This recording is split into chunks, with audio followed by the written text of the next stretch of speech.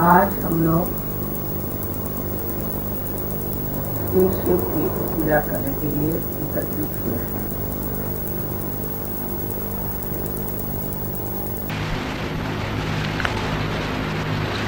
शिव जी के लिए कहा जाता है कि वो बहुत सरल हैं और एकदम भोले हैं, इसीलिए उनको जानना बहुत कठिन है।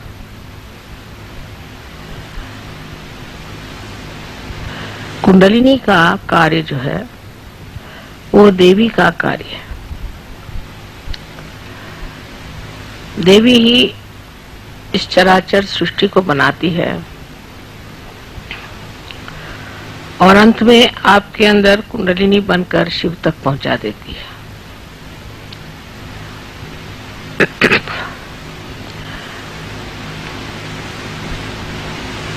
शिव का पूजन होते वक्त याद रखना चाहिए कि शिव के गुण धर्म हमारे अंदर विकसित हुए या नहीं।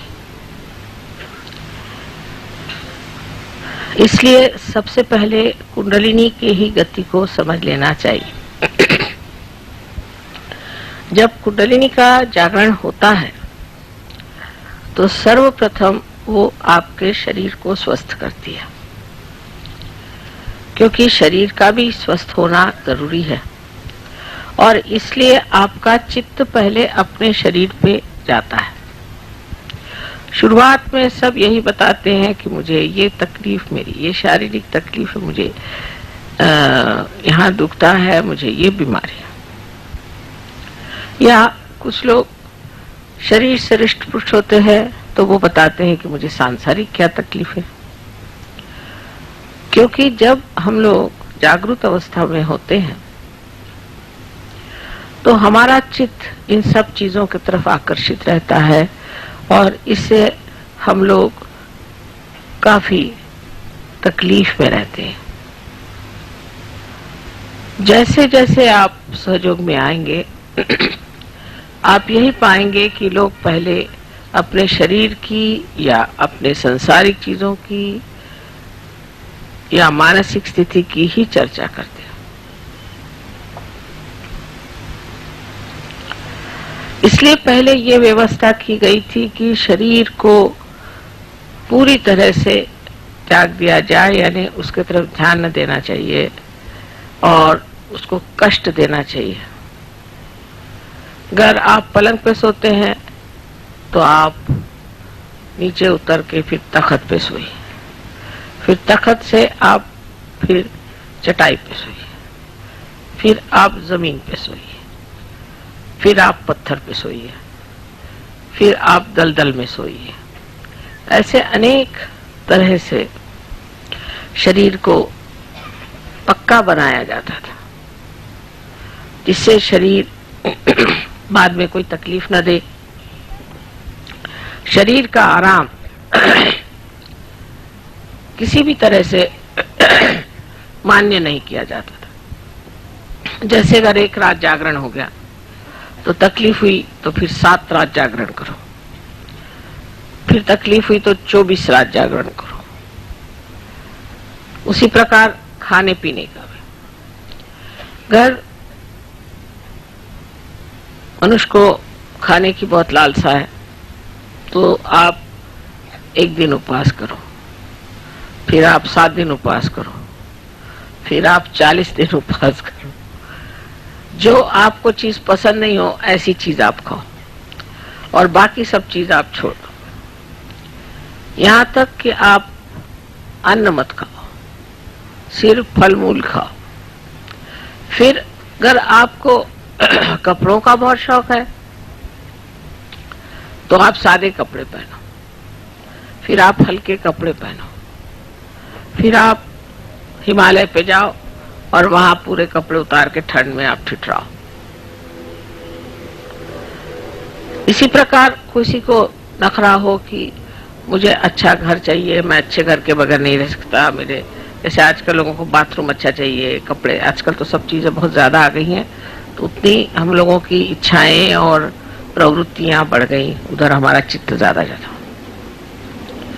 तो कहा जाता था कि अच्छा ठीक है, आप बड़े महल में रहते हैं तो अब आप आकर के पहले झोपड़ी में रहो। फिर झोपड़ी में भी बाड़ा लगाते थे, उसमें भी वो अपने को असुरक्षित समझते थे।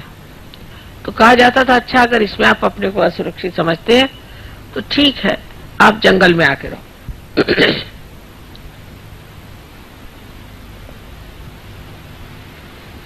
या आप किसी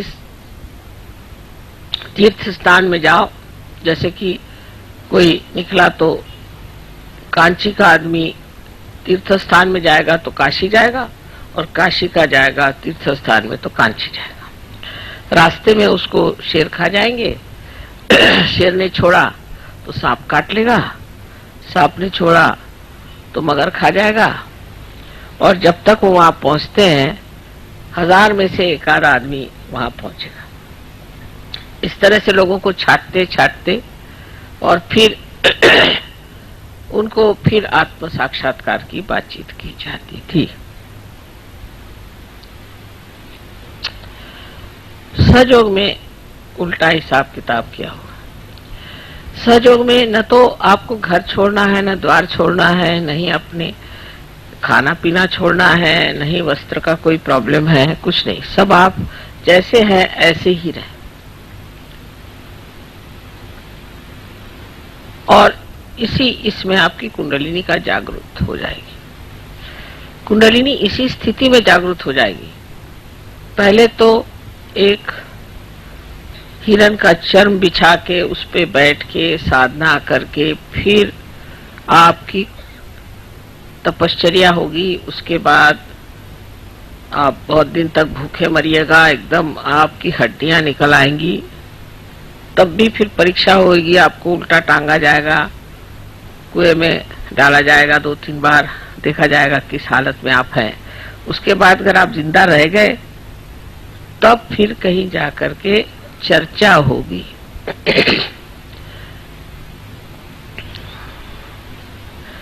अब सहयोग में उल्टा कारभार। पहले तो हमने ऊपर का शिखर बना दिया, खोल दिया शिखर, सहस्त्रार खोल दिया, और सहस्त्रार खोल के अब कहा कि आप ही लोग अपने को ठीक करें। लेकिन तो भी हम लोग समझ नहीं पाते कि सहयोग बहुत ही कठिन चीज है। जितनी सरल है उतनी ही कठिन है। शंकर जी जैसे, क्योंकि हमारे अंदर अनेक नाड़ियां हैं और उन नाड़ियों को खोलने का एक ही तरीका है कि हमारा चित्त जो है वो इधर उधर न उलझे। तो सहयोग में ये तो कोई नहीं बताते कि तुम खाना पीना छोड़ दो, कि उपवास करो और तुम जाके हिमालय में ठंड में बैठो, ये कोई नहीं बताता। लेकिन क्या करना चाहिए इससे हमारी प्रगति हो? तो सबसे पहले हमें अपनी तरफ अंतर्मन करके विचार करना चाहिए कि ये मैं क्या कर रहा हूं। जैसे कि अब आप कहीं गए और आपने देखा कि आपको सोने की जगह नहीं मिली, तो फौरन आप शिकायत करना शुरू कर देंगे, माँ देखिए हम वहां में सोने की जगह नहीं मिली। उस वक्त ये सोचना चाहिए कि मैं ऐसे क्यों कह रहा हूं, क्योंकि मैं अपने शरीर के बारे में चिंता कर रहा हूं कि मुझे सोने की जगह नहीं मिली, मुझे ठीक से जगह नहीं मिली, और मैं अपना चित्त इसी में डाले जा रहा हूं।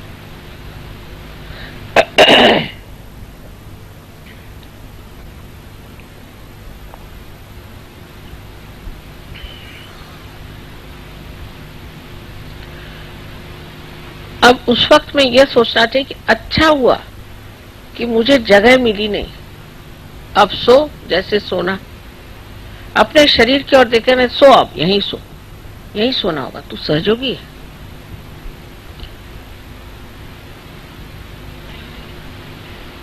तुझे सोने के लिए अच्छी जगह क्यों चाहिए? दुनिया में कितने लोग हैं रास्ते पर सो जाते। तू कौन बड़ा भारी हो गया कि तुझे सोने के लिए अच्छी जगह चाहिए? और लोग तो खड़े खड़े भी सो जाते हैं, तू खड़े खड़े क्यों नहीं सोता? और फिर सोना भी क्या जरूरी है? अपने को समझता क्या है तू? ऐसे अपने शरीर से प्रश्न पूछना चाहिए। एकदम आफत आ जाए अगर कोई एक बार खाना न खाए तो, मैंने देखा है आफत आ जाती लोगों पर अगर एक बार खाना न मिले। अगर एक दिन खाना नहीं मिले तो बहुत अच्छा सोचना चाहिए, अच्छा हो गया अब मैं देखता हूं तुझको क्या होता है तेरा, तू मर जाएगा क्या? ऐसे शरीर को धिक्कारना चाहिए, खुद ही अपनी तरफ से शरीर को धिक्कारना चाहिए। अब जैसे आजकल तो बहुत ही ज्यादा शरीर के चोचले निकला है, जैसे कि ये हमने कपड़ा पहना तो उसका मैचिंग होना चाहिए, ये फलाना है, मतलब इस तरह की आधुनिक चीजें निकल आई हैं और उसके जो नॉर्म्स परिमाण है वो इतने ज्यादा कृत्रिम है कि हम लोगों को समझ में भी नहीं आता है कि हम इस कृत्रिमता के एक पूरी तरह से गुलाम हुए जा रहे हैं।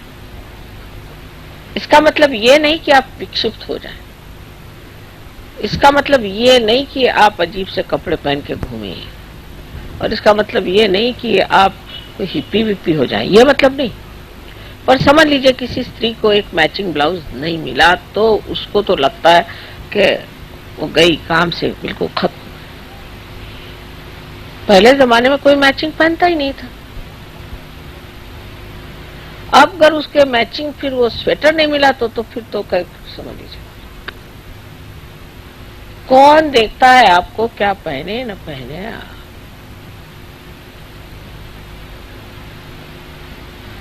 और ऐसे कौन आप देखने से कौन आप कोई ऐसी विभूति है कि आपको देखने से किसी का आज्ञा चक्र खुल जाएगा, कि किसी का कोई यंत्र खुल जाएगा, कि कोई ऐसी बात हो जाएगी?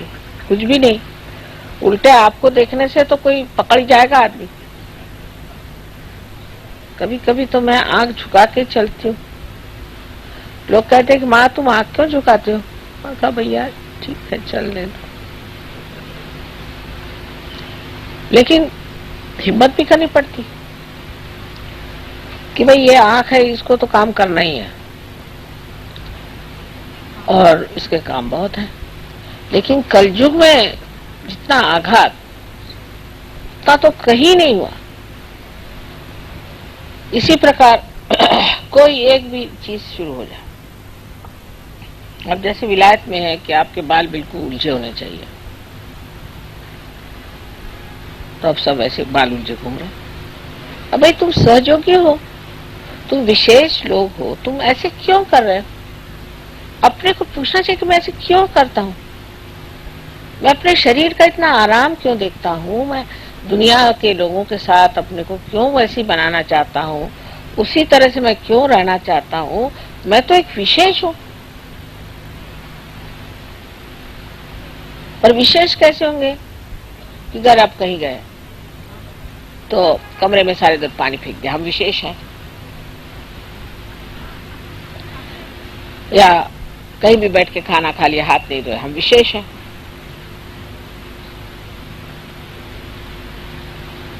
विशेष का मतलब ये कि आप में जो ये चित्त की चल विचल है उसे रोकना है।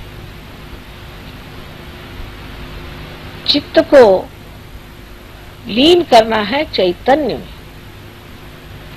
फिर से सुनिए, चित्त को चैतन्य में लीन करना है। पर चित्त अगर इधर उधर उलझा रहे तो वो चैतन्य में कैसे लीन होगा? तो पहले तो इस शरीर को, इस मन की इच्छा है, मन की भी 50 इच्छा है, आपके हृदय में जहाँ शिव जी का वास है, वहाँ 4 नाड़ियां हैं। उसमें से एक नाड़ी मूलाधार तक जाती है और उससे आगे नर्क। सो लोग यही कहते हैं इसमें क्या खराबी।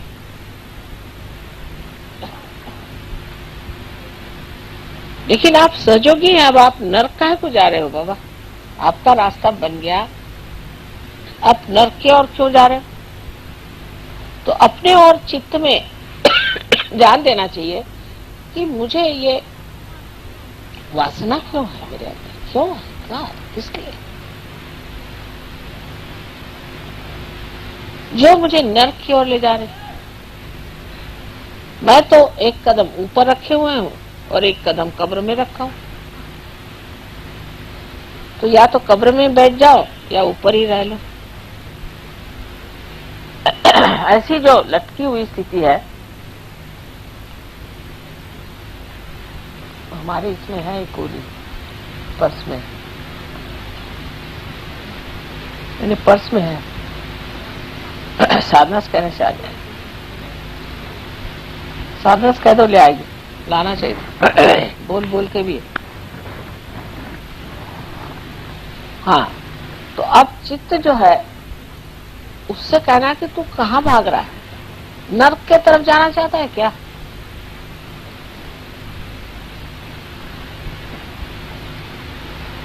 उसकी दूसरी नाड़ी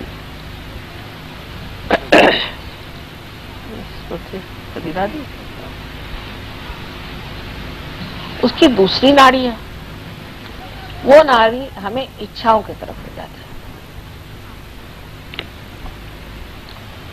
इसीलिए बुद्ध ने साफ साफ कहा था कि कोई सी भी इच्छा करना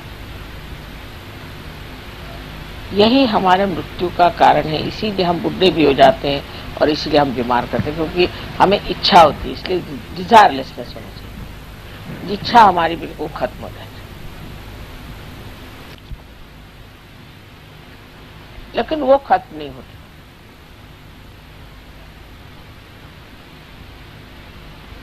एक शुद्ध इच्छा मात्र रहनी चाहिए। वो कैसे हो?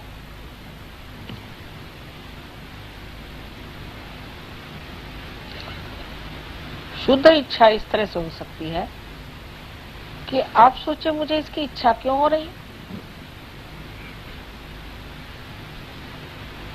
इस इच्छा की ओर मैं क्यों दौड़ा जा रहा हूं। ऐसी मैंने अनेक इच्छाएं की, उससे मुझे क्या फायदा हुआ?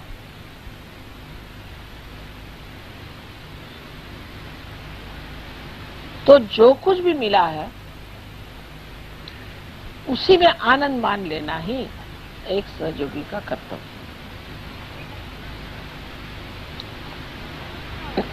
अब ये हुआ, किसी को इच्छा हुई कि मैं माँ के बिल्कुल सामने जाकर बैठूं, या किसी किसी को इच्छा होती कि हम पहले वहां जाकर खड़े हो गए। ऐसी इच्छा क्यों हुई? क्योंकि अज्ञान में ये नहीं जाना माँ हर जगह, कहीं जाने की जरूरत क्या।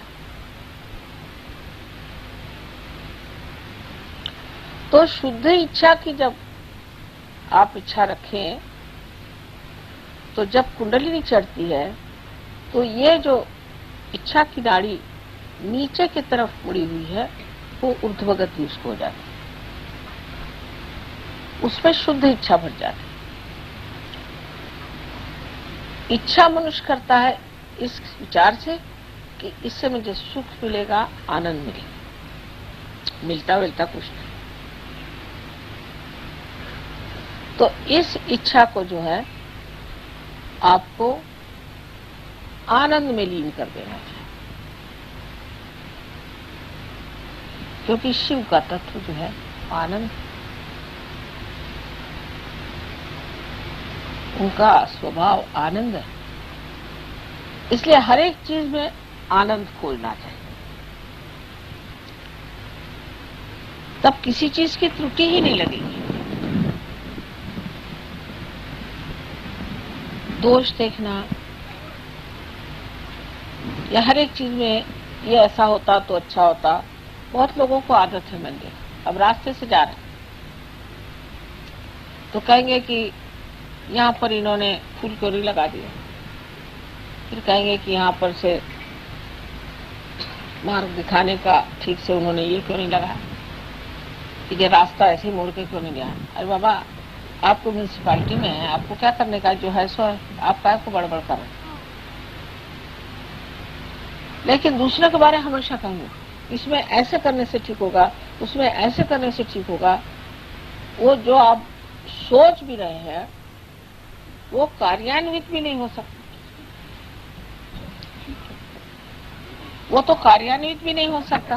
अरे आवाज आ रही ना, सबको आवाज आ रही, जोर से आवाज आती। हाँ, नहीं आ रही आवाज, तो वो चीज कार्यान्वित भी नहीं हो सकती। आपका कोई मतलब ही नहीं है उससे।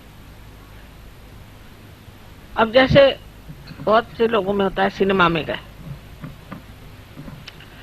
तो उसमें कोई सीन दिखा रहे कि एक आदमी जा रहा है और अब वो किसी पहाड़ी से गिरने वाला है, तो लोग कहेंगे अरे कहाँ जा रहे, तुम गिर जाओगे। अब वो तो सिनेमा में जा रहा है, वो कोई तुम्हारी बात सुन रहा है क्या? उसी तरह से हर एक चीज का ठेका लेके बैठते, और इस तरह से अपनी बुद्धि में भी पूरी तरह एक विचारों की श्रृंखला बना देते। लेकिन जो कुछ आप देखते हैं वो देखना मात्र हो, देखना मात्र, तो निरीक्षण हो जाता है। एक कटाक्ष में भी निरीक्षण हो जाएगा और चित्र सा आपके अंदर बन जाएगा।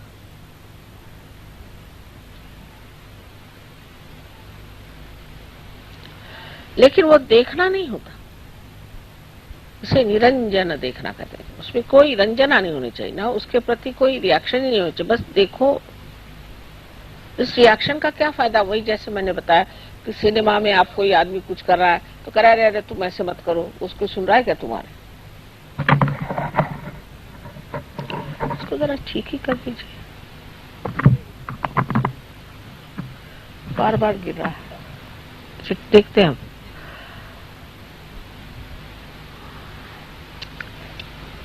तो निरंजन देखना ये भी शिव का ही तत्व है। शिव के स्थान पर भी पहुंच गए और उनके मूर्ति के दर्शन भी हो गए, किंतु जब तक उनका प्रकाश हमारे अंदर नहीं आया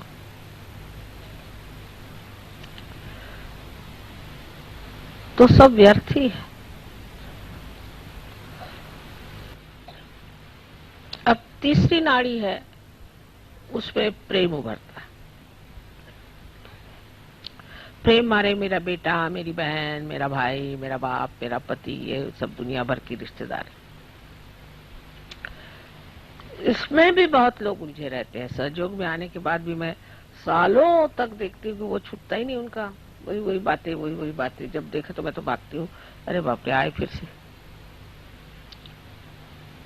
मेरे भाई का ऐसा हुआ तो मेरे बहन का ऐसा हुआ, तो मेरा फलाना ऐसा तो ठिकाना ऐसा, मेरे लड़के ने ऐसे किया तो लड़की ने ऐसे किया। अब ये कहना कि ये रिश्तेदारी वृथा है तो ये तो बात ठीक नहीं।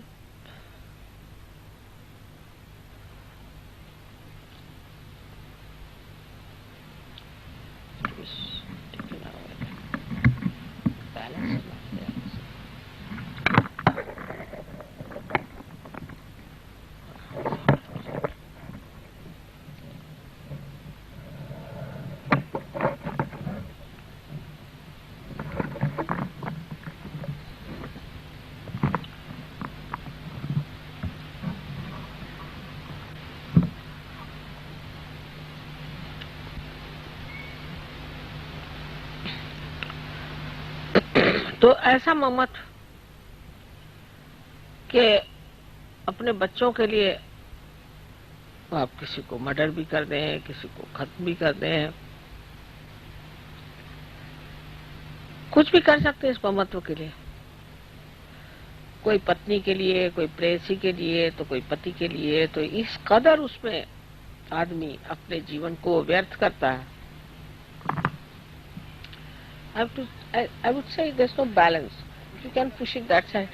इसको जरा पीछे खींचो तो होगा। नहीं, ये जो है ना डंडा, इसको पीछे खींचो तब होगा। अब ठीक है, बैलेंस की बात है बस। अब आएगा ठीक सामने।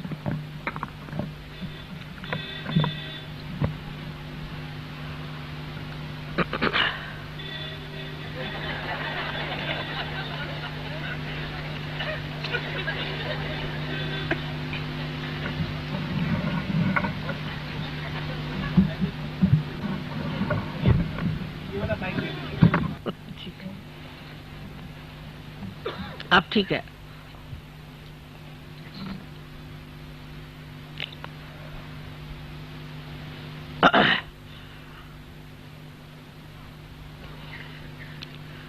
और उसके बाद देखते हैं कि जिनके लिए इतना किया वही आपके दुश्मन है, वही आपको सता रहे हैं, सबसे ज्यादा दुख वही दे रहे हैं। और आपको और भी ज्यादा दुख इसलिए होता है कि इन्हीं के लिए हमने इतना किया और इन्होंने हमारे लिए किए। अगर किसी के ऊपर जरा सा उपकार किया और उन्होंने आपको तकलीफ दी तो और भी दुख लगता है कि बाबा इसके लिए इतना करने पर इसने ये किया।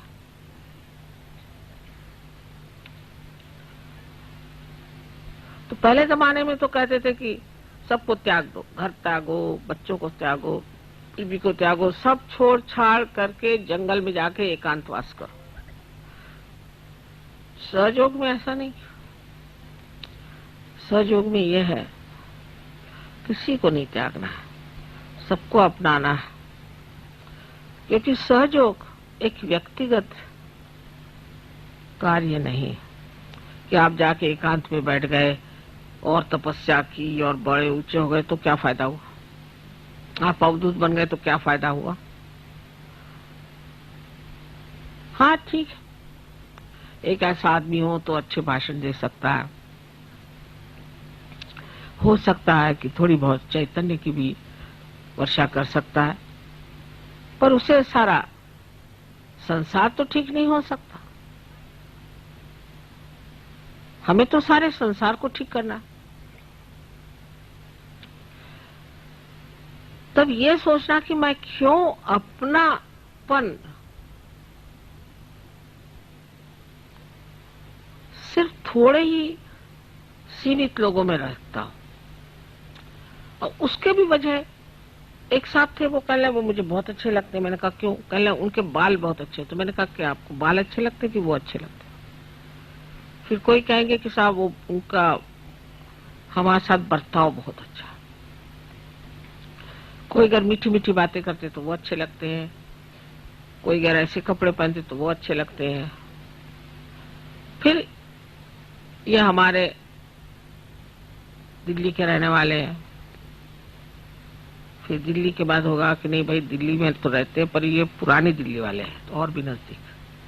फिर ये सब्जी मंडी के, फिर सब्जी मंडी में जो हमारा बैल हमने जिससे खरीदा था उससे इन्होंने बैल खरीदा तो और भी नजदीक होगा।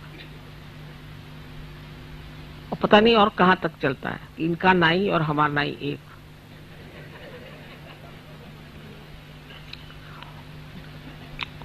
और बड़े गले मिलेंगे, वाह वाह वाह। नहीं तो ये बंबई वाले हैं, दिल्ली वाले हैं, ये फलाने हैं, ठिकाने हैं, ये। अरे आप अब विश्व के नागरिक हो गए, अब कहाँ बंबई और कहाँ दिल्ली और कहाँ मद्रास, ये अगर आपके दिमाग में अभी भी बैठा हुआ है तो अभी आप सहयोग को समझे नहीं।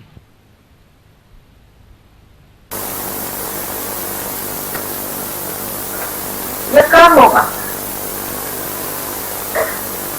जब आपका ममत्व तो करुणा में नहीं होता है, करुणा में, दूसरी करुणा के साथ रहते हैं, आपके साथ रहते हैं। ये करुणा में लीन होना चाहिए। तो फिर बराबर समझ में आएगा कि किसे क्या समझना चाहिए, किसके साथ क्या करना चाहिए और अछूता कैसे रहना चाहिए। मैंने बहुत बार उदाहरण दिया है आपको कि एक पेड़ में न पानी छोड़िए तो उसका जो सत्व उठता है वो पेड़ के हर शाखा में, हर पत्ते में, हर फूल में, फल में जाता है और लौट आता है। और नहीं लौटे तो वो उड़ जाता है। लेकिन अगर वो एक फूल ही में फंस जाए तो वो पेड़ भी मर जाएगा और फूल भी मर जाएगा। तो जिसे निर्वाज्य प्रेम कहते हैं, जो देवी का एक वर्णन में कहा जाता है कि उनका प्रेम निर्वाज्य होता है, कि वो किसी के लिए कुछ करती हैं तो फिर उन्हें यदि ख्याल रहता कि ये कुछ किया गया या हुआ और इसने ऐसे क्यों किया और ऐसे नहीं करना चाहिए था या कुछ भी नहीं, हो गया, गया, खत्म करो, छोड़ो, वो चिपकता नहीं दिमाग में। रात दिन वही गुनगुन लगी नहीं रहती। कोई भी चीज में उलझता नहीं मन, क्योंकि वो करुणा में, करुणा के सागर में लीन हो गया। और करुणा के सागर में जो लीन हो जाता है वो बस ही, अब कोई आ गया उसको कोई तकलीफ लगता, बाबा इसकी तकलीफ ठीक कर दो। अब वो जाकर के बाद में छुरा लेके भी आए, चाहे कुछ करे, ये विचार नहीं आता। तकलीफ है ना, अब ठीक कर दीजिए, इनको ये परेशानी ठीक कर दीजिए। हालांकि मैं जानती हूँ कि कोई परेशानियों में कोई अर्थ नहीं है, लेकिन तो भी बहुत गंभीरता से उसको सुनती हूँ कि भाई क्या परेशानी बताओ, हाँ फिर ऐसा है तो फलाना है। छोटी छोटी चीजें भी कोई बताए। अपने अपने दायरे से लोग मिलते हैं, उनके दायरे में मैं नहीं उतर पाती, अगर वो मेरे दायरे में नहीं उतर पा रहे हैं तो ये उनका दोष नहीं, उनको उतरना चाहिए। उनको इसी दायरे में उतरना चाहिए जिसे करुणा कहते हैं। करुणा करुणा के लिए होती है, किसी काम से, किसी वजह से, किसी मतलब से, किसी रिश्ते से नहीं होती। कोई होगा बड़ा आदमी, कोई होगा छोटा आदमी, कोई होगा रास्ते पे पड़ा भिखारी, कोई भी हो। करुणा ऐसी चीज है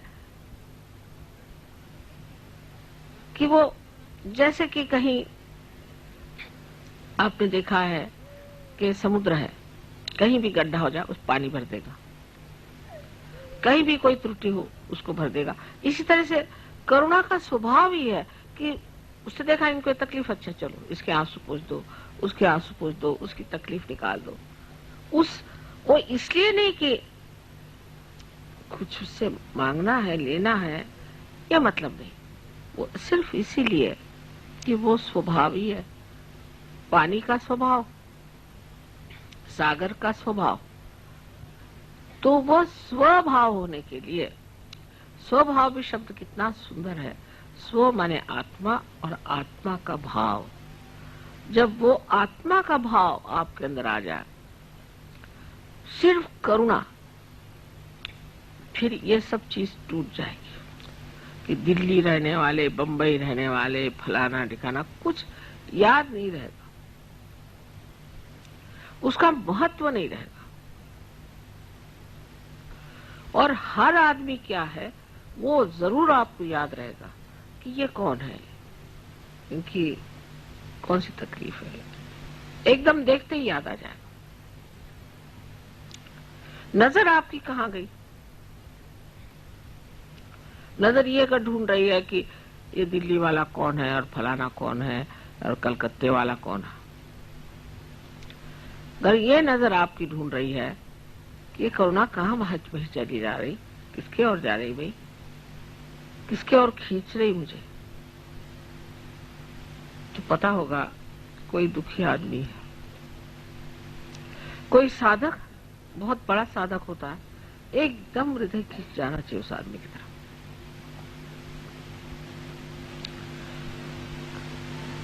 और ये करुणा ही सब आपको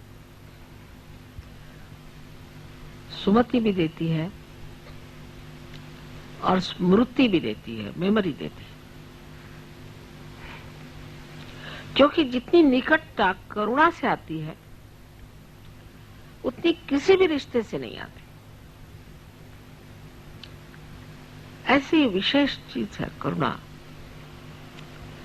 और इस करुणा में अपने को लीन कर लेना, इस ममत्व को लीन कर लेना ही सहयोग में उन्नति का मार्ग है।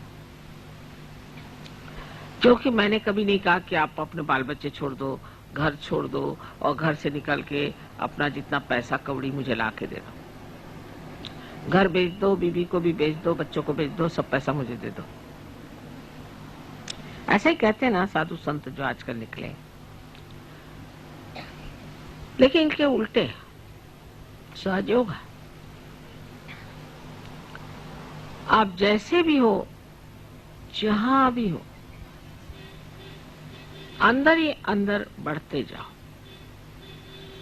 वो अंदर देखे बगैर तो नहीं होगा। तो फिर ये सोचना है कि क्या मैं करुणामय हूं? किसी को अगर कुछ है, अब उससे कहा कि नहीं भाई इस बार नहीं हो सकता, बहुत बुरा मान जाते। माने सारा ममत्व अपने ही बारे में, मुझे क्या मिलना है, मैं क्या पाऊंगा, मुझे क्या लाभ होगा। लेकिन ममत्व बाहर नहीं। कौन किस दशा में कैसा भी हो, करुणा अपना रास्ता खुद ही ढूंढ लेती है बड़ी सुंदरता से। और बड़ा आनंददायी है करुणा का पाना, उसमें बहना और करुणा में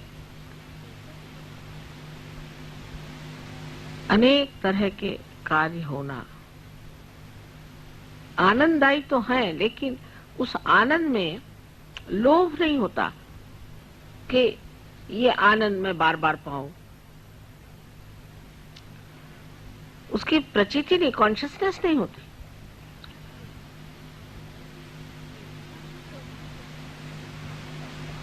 कर दिया हो गया हो गया। जैसे संगीत को सुन लिया, मजा आ गया, वहीं खत्म हो गया। उसी तरह से कोई काम है, कर दिया, खत्म,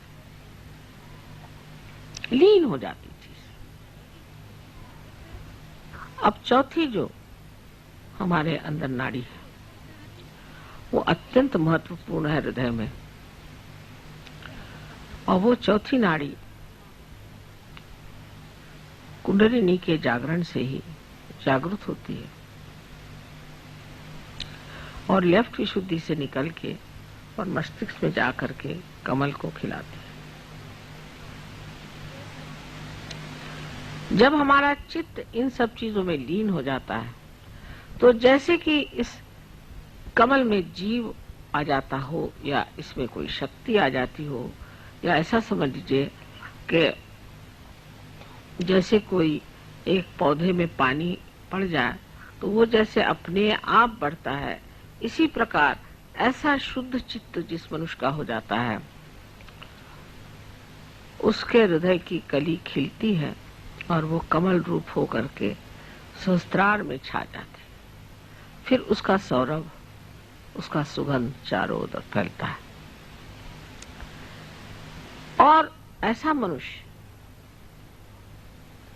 एकदम नतमस्तक हो जाता है, एकदम नतमस्तक होकर के सबके सामने झुका रहता है। कोई अगर कहता है कि आपने बड़ा मेरा काम कर दिया, बड़ा ये चमत्कार कर दिया,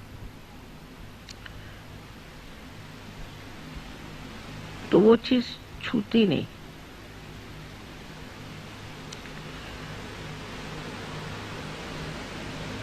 जैसे कि आनंद की लहरें बाहर की ओर तट पे जाकर के नाद करती हैं, किंतु वापस नहीं लौटती। उसी प्रकार जिस मनुष्य की यह स्थिति हो जाती है, उसका सारा कार्य बाहर निनाद करता है, आवाज करता है, उसका असर बाहर दिखाई देता है तट पर। उसके अंदर इसका कोई भी परिणाम नहीं आता, ख्याल भी नहीं आता, विचार भी नहीं आता। अब आप लोग कभी कभी, अभी आपने आगत स्वागत गाना शुरू किया तो मैंने सोचा किसी और का कर रहे क्या, मैं इधर उधर देख रही थी किसके लिए गा रहे हैं, किसका स्वागत कर रहे हैं। मुझे डर लगता है कभी मैं भी आपके साथ न गाने लग जाऊं। कभी आप लोग मेरा जय जयकार करते हैं तब तो मुझे बहुत ज्यादा डर लगता है कि मैं भी नहीं कहीं जय माता जी शुरू कर दूं। वाकई ऐसे छूता नहीं। जो भी आप कहते हैं, जो भी आपके निनाद हैं, वो और दूसरे तट पे जाकर छू जाएंगे, मेरे तक छूते ही नहीं, मुझे आते ही नहीं।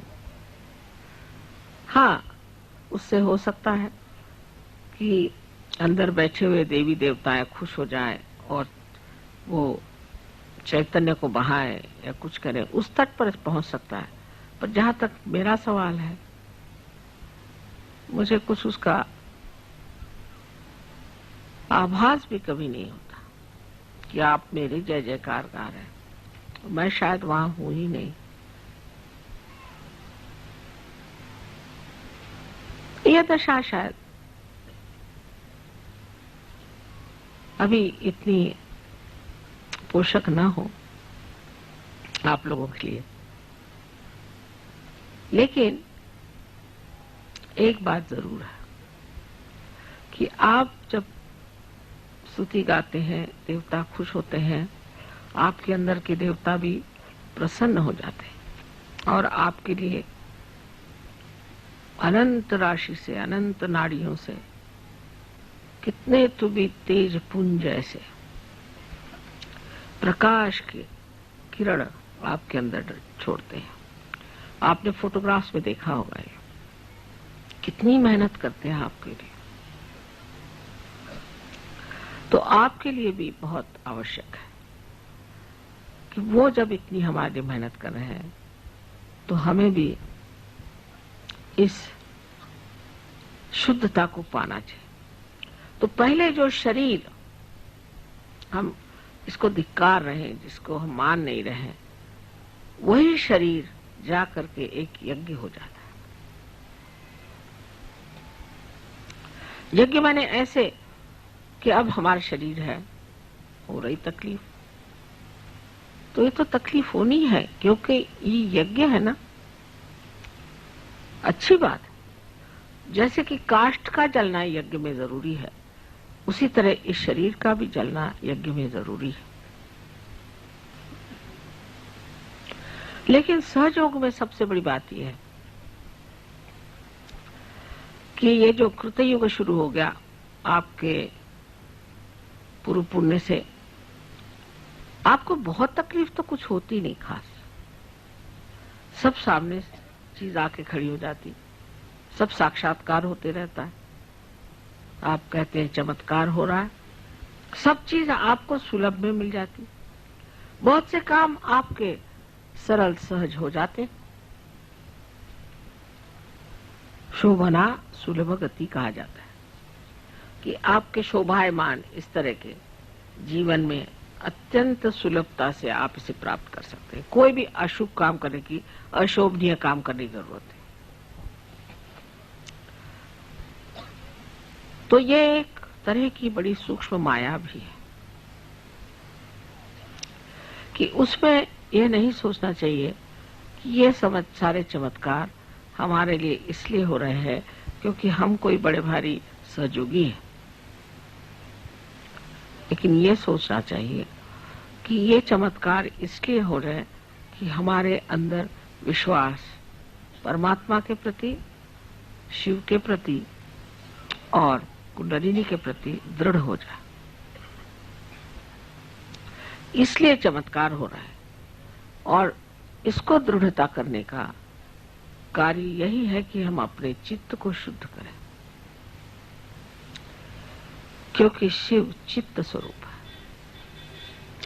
उनके चित्त की शक्ति को चित्ती कहते हैं। वो चित्त है। चित्त है माने कि जो चैतन्य चारों तरफ आप जानते हैं, उस चैतन्य का जो चित्त है वो शिव का प्रसाद है, वो शिव का तत्व है। माने सारे संसार में उनका चित्त फैला हुआ है। और जब आप कहते हैं कि चमत्कार हो गया, ये चीज घटित हो गई, तब ये जान लेना चाहिए कि ये जो चित्त है,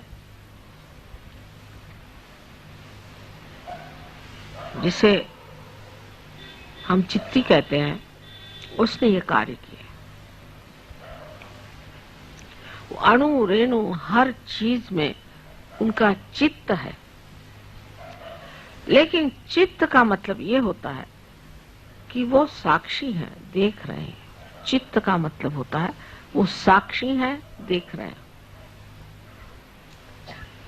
और कार्यान्वित जो है वो ब्रह्म चैतन्य।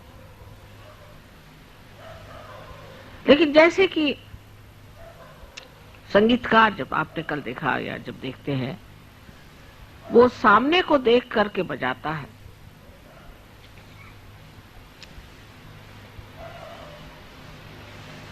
उसी प्रकार ब्रह्म चैतन्य उस चित्त की दृष्टि को देख करके ही कार्यान्वित होता है। उस दृष्टि को, उस चित्ती को ब्रह्म चैतन्य जानता है और वो इस कार्य को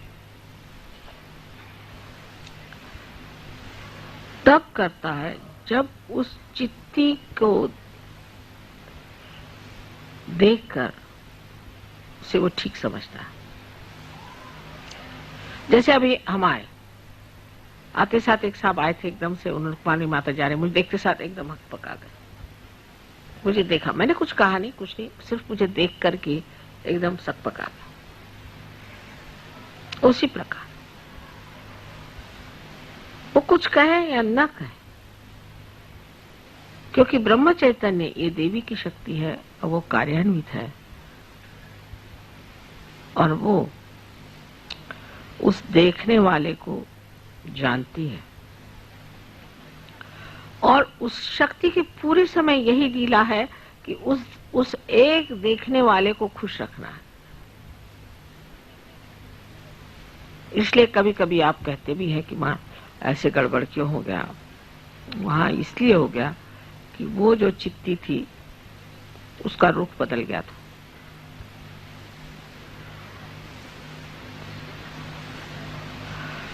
अगर आप आज शिव की पूजा कर रहे हैं तो ये मैंने जो 4 नाड़ियां बताई हैं उसकी ओर नजर करें। और जिस तरह से मैंने आपसे बताया है कि अपने को किस तरह से इन 4 चीजों में लीन कर लेना चाहिए चित्त को, ये कोई बड़ी गहन बात नहीं है, लेकिन सूक्ष्म है। और फिर आप मुझे बताइएगा कि इस तरह से अंतर्मन करके जो आपने अपने साथ विचारणा की कही है या तपस्या की है या जो वार्तालाप किया है और जो अपने चित्त को शुद्ध किया है, उससे आप एकदम पाइएगा कि आप शिव के सागर में पूरी तरह से डूब गए।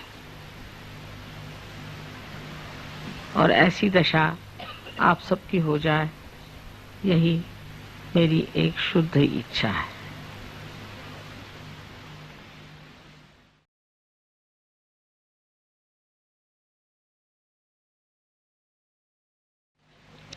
Today lecture was quite big for all of you who are here. I'm happy that you could all come down for the Shiv Puja. And now, as they have requested, in Europe also we are going to have one Shiv Puja on the 17th, I think, in Rome. They have never had Shiv Puja in the West. And that's why I have decided that we'll have two pujas, though it's quite a difficult thing to have Shiva's puja with such close proximity. Today I have told them how we have got 4 charas in our heart where Shiva resides, and how we have to introspect ourselves and control our attention, because in Sahaja Yoga there is all freedom to be the way you are. Nothing is asked to be sacrificed or to be given up, as they were told before, to go to the Himalayas, take out all your clothes and shiver there in the cold and all sorts of things. The body, the importance of the body has to be reduced, and for that you have to put your attention inward and try to find joy in everything. To put your attention inside is very easy because you are meditative. Supposing you are going by a bullock cart. If a man is used to a Rolls Royce, he will be all the time complaining, what is this nonsense? Why have I to go by a bullock cart? Horrible, this, that. But a child, if he's in a bullock cart, he'll be enjoying it. What a nice thing, you're jumping up and down, very nice. How the bullocks are running, beautiful. You can watch everything so carefully outside. Because he's so innocent, like Shiva. Like you want to have a proper bathroom, you want to have a proper bed, you want to have all these things. But if you want to make a fun out of it, it's very interesting. Once I went to Lucknow, I went to stay with a relation of mine. And they had only one cot. They were not so rich. They had lost all their zamidaris. And they said, we have only one cot. If you want, you can sleep on the cot or on the ground. I said, all right, I'll try this cot business. That cot was made of coir, and it was all touching the ground like that. So it's just like sleeping on the ground, but it was all like this. But in the night, I found lots of rats running over my body. Oh, I was watching them. So the people got very much worried. They said, what, these rats are what? Crawling upon you and going round and round. Yes, I said, one of them is still here under my foot. So they said, aren't you disturbed? I said, what is there to be disturbed? I'm just watching them. I've never seen so many rats together. Just enjoying them. And then they said, you are sleeping in this kind of a cot and you might get little pain tomorrow. I said, no, I'm just enjoying. This is like a nice swing here. You see, nicely you can move about. It's very nice, very interesting. And next day I was very fresh, and they were surprised how I was so fresh. So all these discomforts of body and all that, and the way we are correcting everything and grudging about everything, complaining about everything, is just a myth. Now you don't have to go to that austerity. What you have to do?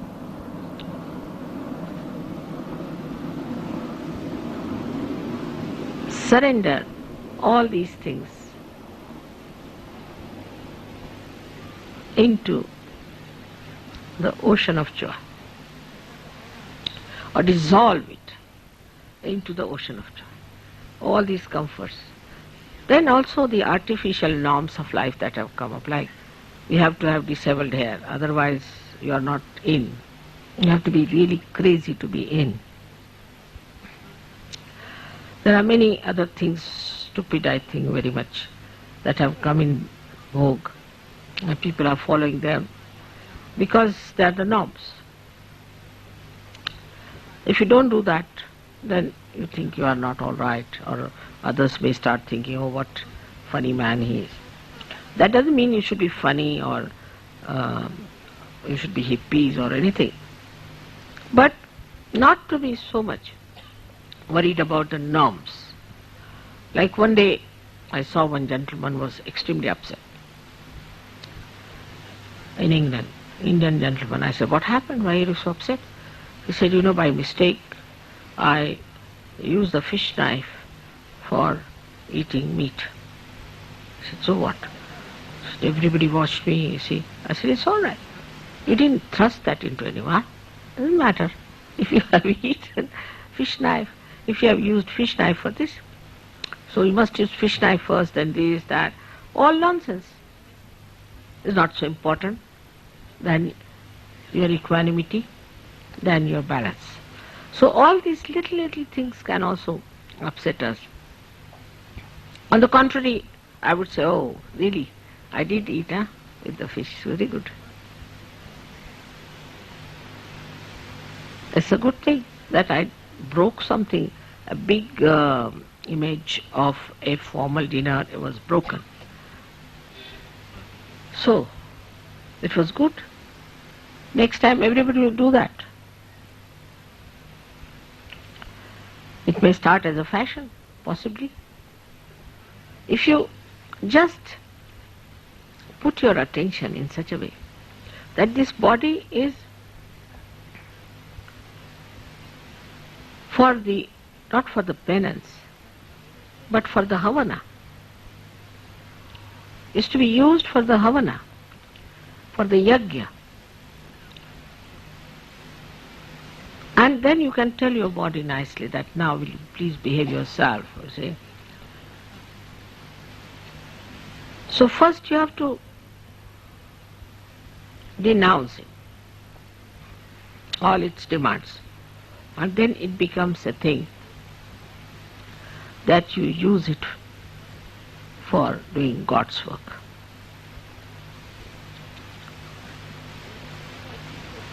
I must say, compared to Indians, Westerners are much better in this respect. I must say that. Indians wanted first the best rooms, they used to fight for it.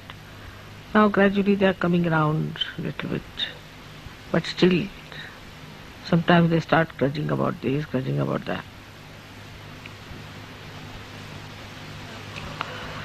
But that way, I don't know how, but I must say that in the West, or even in Australia, people are not so much bothered about these things. I remember once we had gone to Ganpatipura a long time back, and there were no arrangements for sleeping because the MTDC had not vacated. They said we'll do it next day. So many of them just went to the seashore and slept there the night. This mother, we enjoyed it. It was full moon thing. We really enjoyed among ourselves.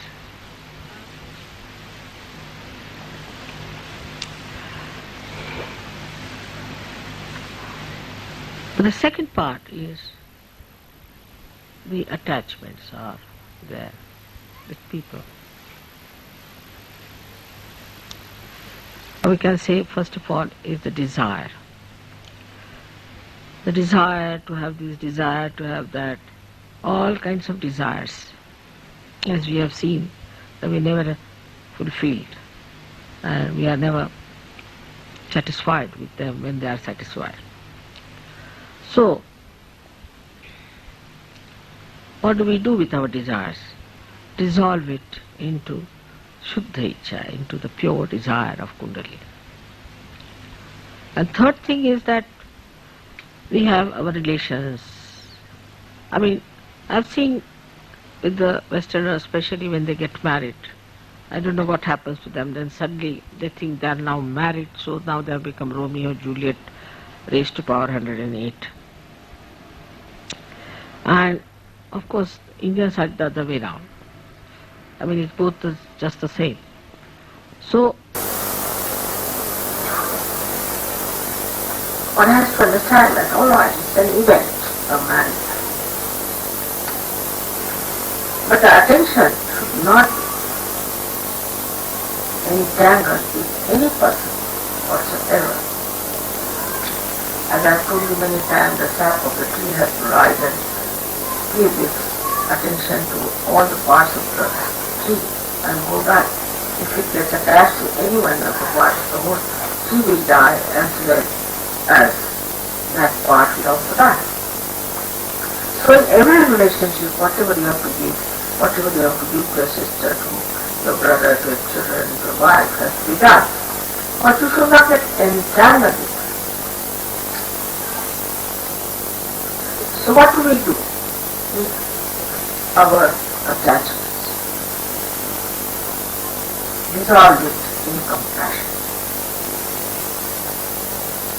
And compassion is like sea. The nature of the compassion is it fulfills all the issues, all the balance,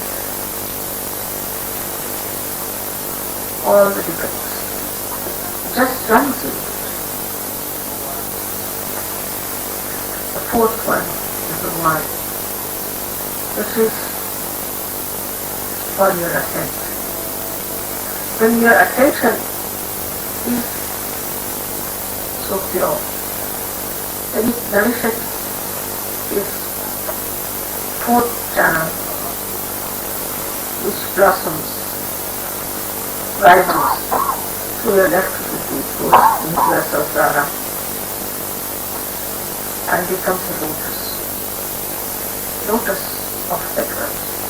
There is those prana stars giving the fragrance of the heart. That's how the combination of the heart and the brain takes place.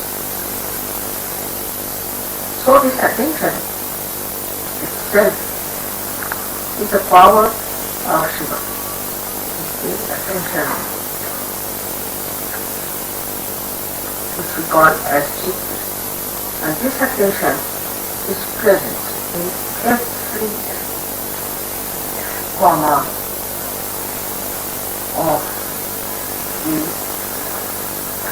all-pervading power, the Chaitanya. And this attention really is respected when these Chaitanya karmas go into action. While this attention is quiet, it just watches the sea. It doesn't react, but they see the attention and it is. They just watch it, and they know what it is, and accordingly they act. So Shiva is just a spectator watching the work of the goddess. He's the only spectator. And if he